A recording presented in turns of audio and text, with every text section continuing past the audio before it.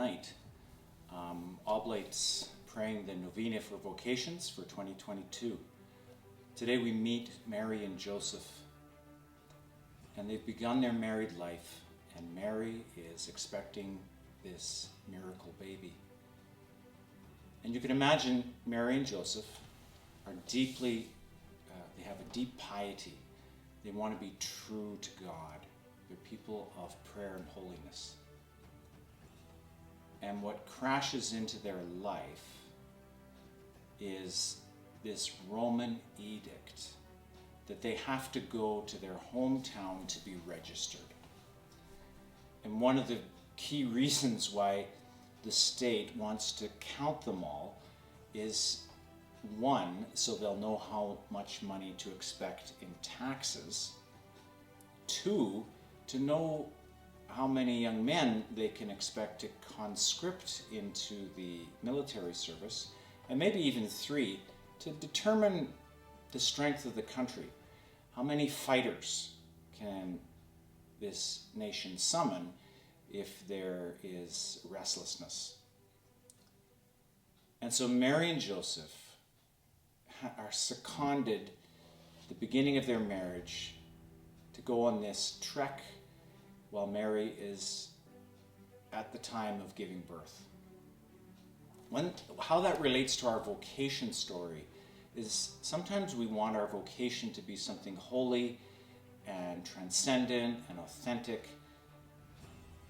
But what crashes into our life are the problems of organizing yourself, the problems of getting your letters written, of discerning, of finding your spiritual director, of getting things done at the right time.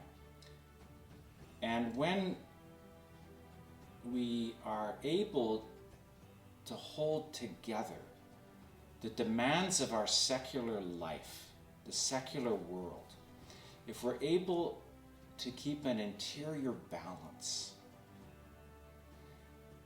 not depending on having things our way before we move forward in our vocation, but moving forward in the vocation and trusting that God's grace is there to guide us through the struggles of our life. At one point in my journey as vocation director, I started recommending to young people to kind of reverse the vocational process. A lot of people would go to spiritual direction to discern what their vocation was, and then they would get ready to accept it if they could. I started challenging young people, and I would say to them, accept your vocation first, and then discern it. But that takes a lot of courage because we have a hard time to commit to the unknown. And yet, when we truly commit to our vocation, the discernment becomes much easier because we're not trying to discern what we want, but what God wants.